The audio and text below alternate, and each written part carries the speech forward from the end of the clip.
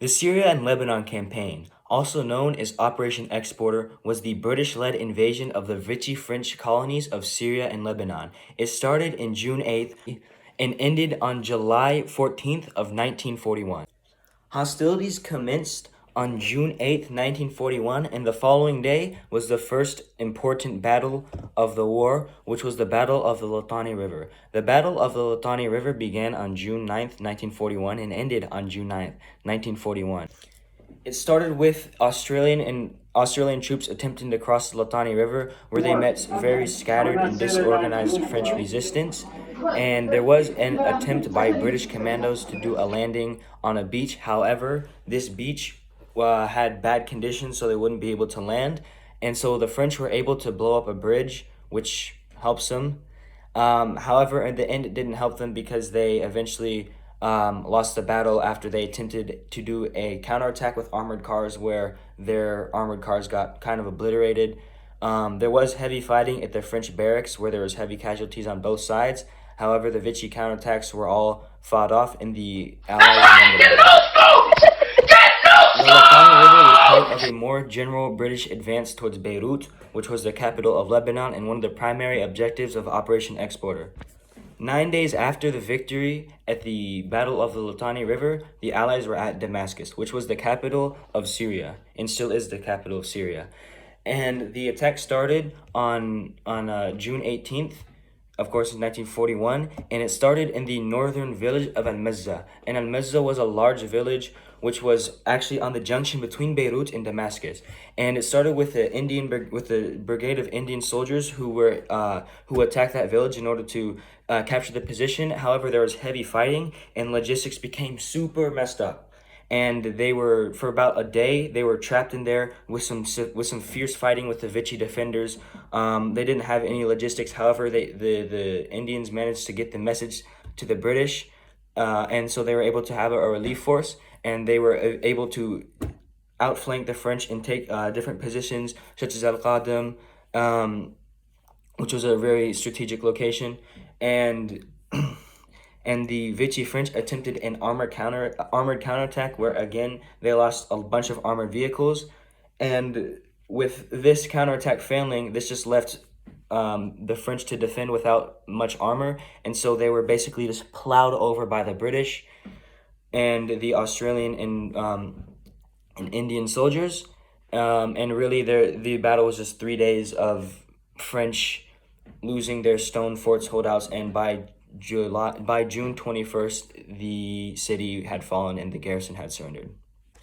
With the capture of Damascus, this left the Allies with their new objective, which was to capture Lebanon. And the capital of Lebanon was Beirut. However, before they captured Beirut, they had to take the French administrative capital of Lebanon, which was called Damour. And on the night of July 5th, the operation began with troops attempting to cross the Damour River in two different places. However, they were attacked by the French on the north side in Al Atika and Al Boum. And however, soon these positions were surrounded, and the Australian soldiers were able to take these positions. This attack, by the way, was mainly comprised of Australian troops.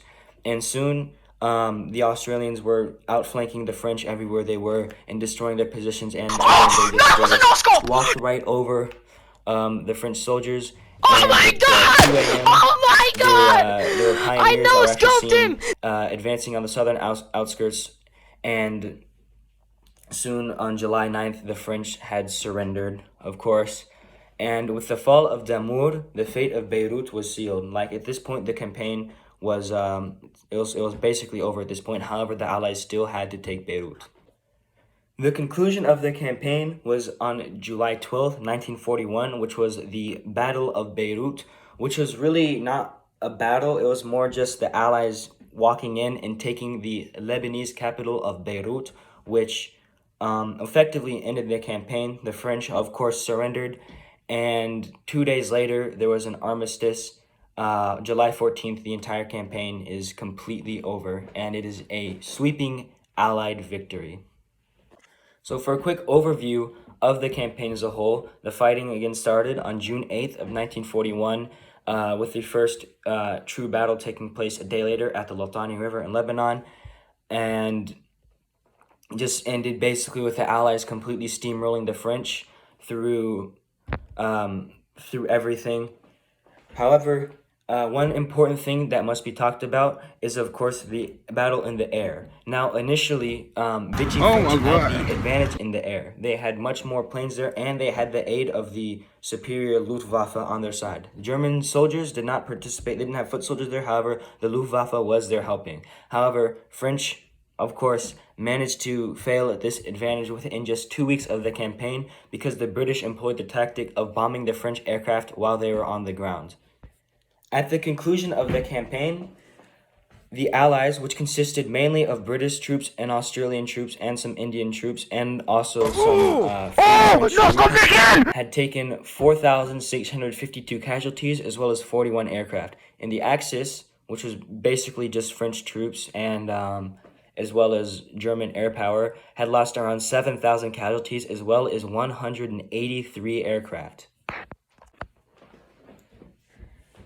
Although not having a very severe impact on the eventual outcome of World War II, the Allied campaign in Syria and Lebanon did cut off a flank that the Axis could have used to attack British Egypt, in which they were likely already planning to use British Egypt, and it also was able to cut off a possible Axis invasion of the Middle East as a whole. It completely just shattered that hope. However, again, this campaign was not one of the primary objectives, nor one of the most important objectives in the scope of the war. However, it still was able to help secure the Allied campaign in North Africa.